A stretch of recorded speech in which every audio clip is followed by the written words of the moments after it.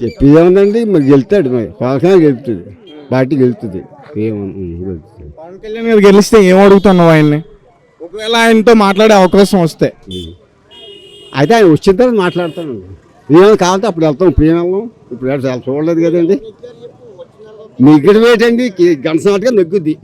ఆ జనసేన టీడీపీ ఇక్కడ వరమగారు ఆయన వరమగారికి అధికారం అప్పచెప్పి ఆయన అక్కుంటాడు.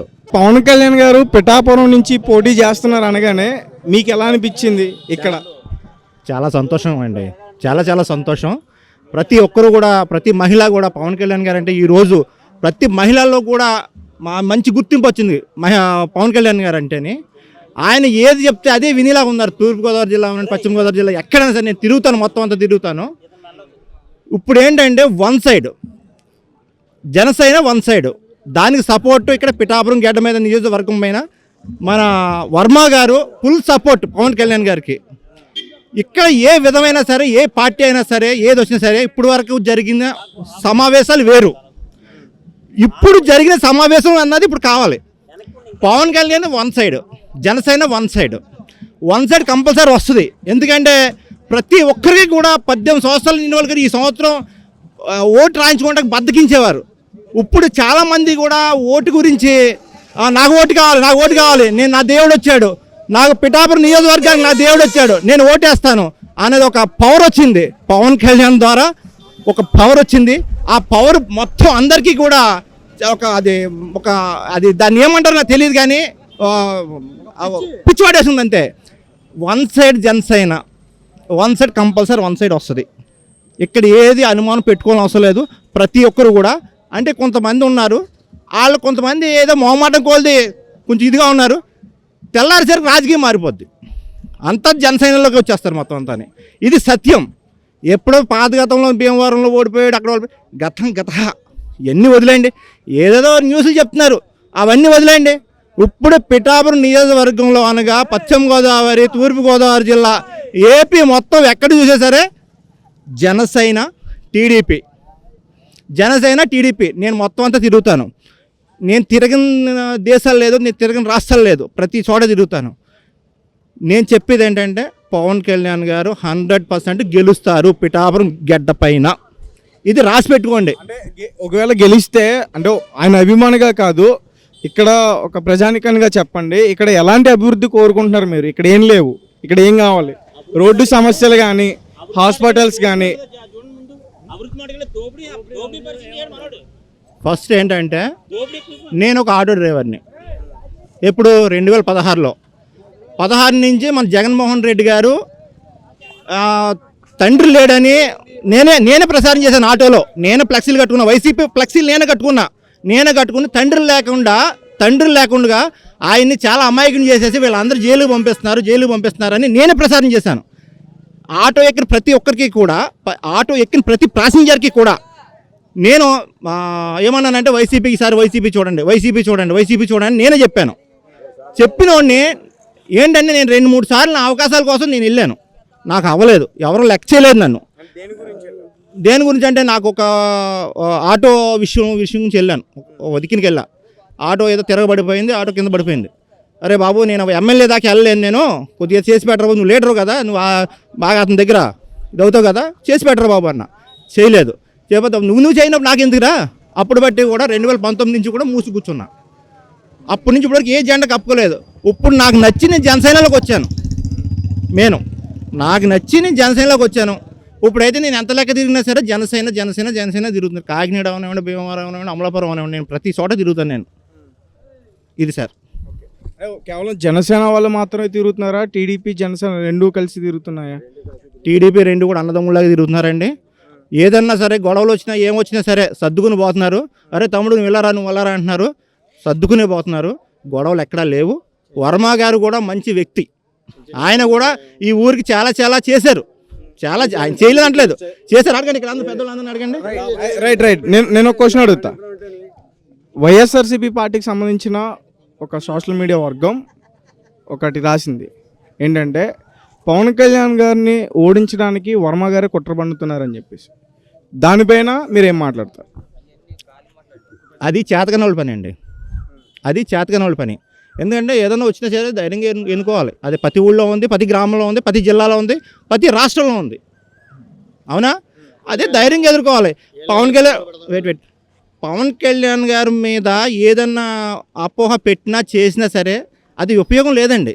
అది ఏదన్నా సరే రేపు 13వ తారీఖు నుంచి మళ్ళీ రిజల్ట్ తెలుస్తుంది. అప్పుడు ఏం తెలుస్తుంది కదా, ఎవరు ఏంటన్నా తెలుస్తుంది కదా. తెలిసినప్పుడు అప్పుడు మనం చూసుకుందామండి. అంటే పవన్ కళ్యాణ్ మీద పెట్టిన ఏదో తెల్ల పేపర్ మీద చిన్నది పెన్ను చుక్క పెడితే పేపర్ నుంచి చూస్తారా, చుక్కను చూస్తారా?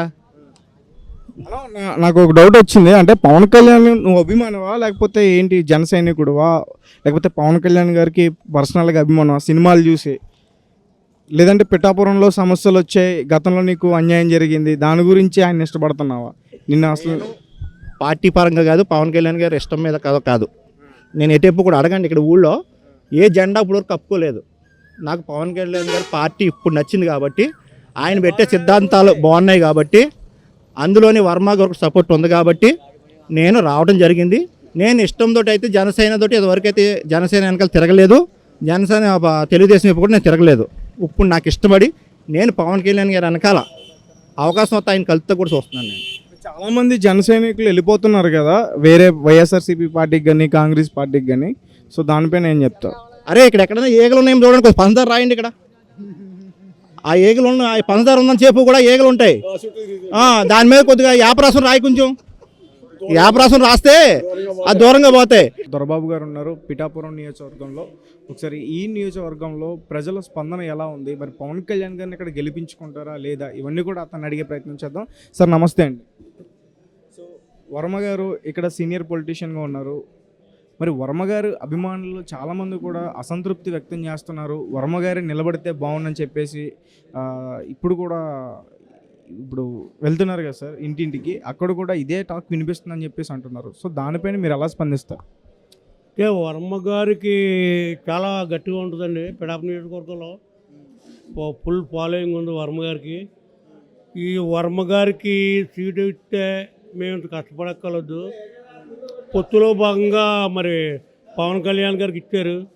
అయినా సరే వర్మ గారు పవన్ కళ్యాణ్ గారు గెలుపు గురించి కృషి చేస్తున్నారు. మేమంతా వర్మ గారి అడుగుల్లో నడుస్తున్నాం. పొత్తు లేకపోతే వర్మ గారు గెలిచేవారు ఇక్కడ. పొత్తు లేని పక్షంలో వర్మ గారు డెఫినెట్గా ఇక్కడ విన్ అవుతారండి. మరి లాస్ట్ టైం ఎందుకు దాదాపు 15,000 ఓట్లతో ఓడిపోయారని నేను విన్నాను. అవును, ఓడిపోయారండి. ఇండిపెండెంట్గా పెట్టి 50,000 మెజార్టీతో నెగ్గారు. మన గాలి వలన పోయిందండి. ఒక్క ఛాన్స్ అని మన జగన్ బాబు అంటం వల్ల అంతా అటే వేశారండి. సార్ ఎందుకు సార్ వర్మ గారికి ఎంతలా సపోర్ట్ చేస్తున్నారు ఇక్కడ ప్రజలు కానీ? అంటే ఇంతకుముందు రాజకీయాల్లోకి రాకముందు ఏమైనా సేవా కార్యక్రమాలు అంటే ఏమైనా చేసేవారా, లేకపోతే వాళ్ళ కుటుంబం నుంచి కూడా రాజకీయ వారసత్వం వస్తుందా? వారికి రాజకీయ వారసత్వం లేదండి. ఆయన ఒక 20 సంవత్సరాలు బట్టి రాజకీయాల్లోకి వచ్చాడండి.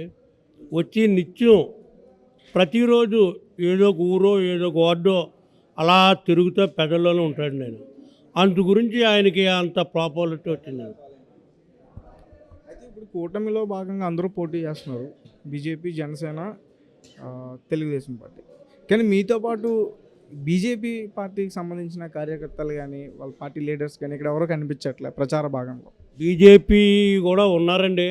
అంటే బీజేపీకి తక్కువ ఉంటుందండి, బీజేపీ ఏమి ఉండదు ఇక్కడ. కాబట్టి ఒక 5-6 డైలీ వస్తున్నారండి, మా ప్రచారంలో వస్తున్నారండి. అయితే వైఎస్ఆర్సీపీకి పార్టీకి సంబంధించిన ఒక వర్గం ఇలా మాట్లాడుతుంది, నేను కదా మాట్లాడింది.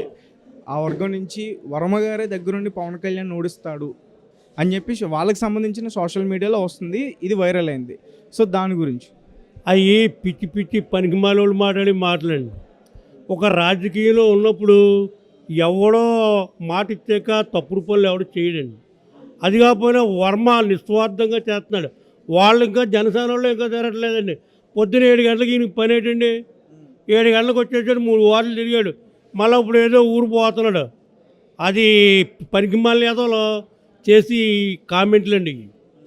అదండి నిస్వార్థంగా పవన్ కళ్యాణ్కి మా వర్మ గారు సపోర్ట్ చేస్తున్నారు. వర్మ గారు వెంటే మా తెలుగుదేశం సభ్యులంతా ఉన్నాం. అదండి. వర్మ గారు సపోర్ట్ లేకపోతే పవన్ కళ్యాణ్ ఇక్కడ గెలుస్తాడా? అది మేము ఎలా చెప్పగలమండి? వర్మ గారి సపోర్ట్ ఉండటం వల్ల మెజార్టీ పెరుగుద్దండి. వర్మ గారి సపోర్ట్ వల్ల ఈవేళ పవన్ కళ్యాణ్కి ఈ క్రేజ్ రానకూడని అదండి. చాలామంది కూడా భయపడ్డారంట కదా, ఒకవేళ వర్మ గారి సపోర్ట్ లేకపోతే పవన్ కళ్యాణ్ ఇక్కడ గెలవడం కష్టం, వంగ గీత వచ్చేస్తుంది అని చెప్పి. వర్మ గారు సపోర్ట్ లేకపోతే పవన్ కళ్యాణ్ చాలా ఇబ్బంది పడవలసి వచ్చిందండి. అదండి. అలాగే లోకేష్ గారు కూడా పవన్ కళ్యాణ్ గారిని ఇక్కడ ఓడించడానికి కుట్ర పన్నుతున్నారు అని చెప్పేసి అన్నారు. సో దాన్ని మీరు ఎట్లా ఖండిస్తారు? నేను చెప్తున్నాను కానీ పనికి మర్యాదలో ఈ ఇంక పని పాట లేని వాళ్ళు చేసి కామెంట్లు అండి. వర్మ గారి పొత్తులో కూటమిలో ఉండి వర్మ గారు ఇండిపెండెంట్గా పెట్టాలండి. నాయకుడి మాటిని ఆయన రాపోయి ఇతను సపోర్ట్ చేస్తున్నాడండి. అతన్ని ఓడించడానికి వర్మ ఎలా ట్రై చేస్తాడండి? అయితే ఇప్పుడు ప్రచారం భాగంలో ఇక్కడ పవన్ కళ్యాణ్ గారు కాకుండా వర్మ గారే ఎక్కువగా తిరుగుతున్నారు. ఒకవేళ పవన్ కళ్యాణ్ గారు గెలిస్తే ఇక్కడ పాలించేది ఎవరు? వర్మ గారు హ్యాండ్ ఓవర్లోనే ఉంటుందా మొత్తం, లేదంటే పవన్ కళ్యాణ్ గారి హ్యాండ్ ఓవర్లో ఉంటుందా? ఇప్పుడు కూటమిలో ఉన్నామండి. కూటమిలో ఉంటే వాళ్ళదే ఉంటుంది, మా వర్మ గారిది ఉంటుందండి. ఇద్దరిదే ఇక్కడ ఉంటుందండి. ప్రజలు వర్మ గారి మాటే వింటారంట కదా, ఆయన ఎటువైపు అంటే అట్టే ఉంటారంట. మెజార్టీ పిడాపు నియోజకవర్గంలో మెజార్టీ ప్రజలు ఓటర్లు అంతానే వర్మ గారు వెళ్ళంటే ఉన్నారండి. నా ప్రజెంట్ ఈ వేళకు కూడా